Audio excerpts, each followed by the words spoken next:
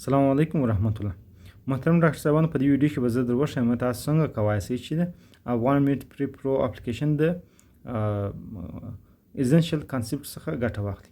تاسو کولی شئ میډیکل کانسپټونه د هوم منیو د لارې هم راخلاص کړئ او کولی شئ د اډیشنل ریسورس د لارې هم په دا ځای کې کانسپټونو ته لاسرسی ولرئ. کله چې تاسو د کانسپټو سفر اخلاص کړئ په دا ځای کې شاوخوا 219 میډیکل کانسپټونه دي، هغه شیان چې په هر مضمون کې چې ډېر مهم دي چې باید تاسو په یاد ولرئ او زده مو وي. دلته مو درته راخیستي دي. دا هر کانسپټ په کوم موضوع پورې مربوط دی دا هم ورسره لیکل شوي دي او دا څو کرکټره دي نه. مثلا دا موضوع ده، دا 5,500 کرکټر ده شاوخوا، نو د هر موضوع لینت هم لیکل شوی دی او دا مو داسې ډیزاین کړي چې په 15 دقیقو کې تاسو وکولی شئ مطالعه کړئ.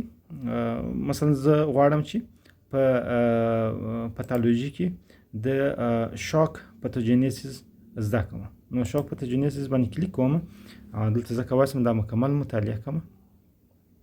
کله چې مطالعه کړه برته شاته راځي او تاسو به اوس وګورئ چې دغه ژړ علامه ځان څخه کله چې کانسپټ ژړ علامه انتخاب کړئ، دې معنا ده چې تاسو مخکې دا کانسپټ لوستلی دی او د دوم ځل دپاره بیا تاسو ته معلوم وي چې کوم کانسپټ مو لوستلی دی او کوم پاته دي.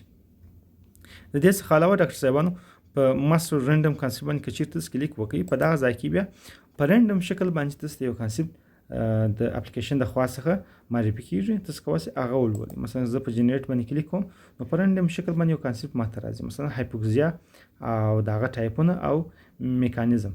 وایي دغه مطالعه کړه. دا شاوخوا 2800 کرکټره دي دا ټوله موضوع او په فزیولوژي پورې مربوط دي. زه کولی شم سټارټ ریډینګ باندې کلیک وکړم، معنا مطالعه شروع کړم د دا کانسپټ، او کولی هم سم چې ټرای انادر باندې کلیک وکړم تر څو بل کانسپټ ته راشي.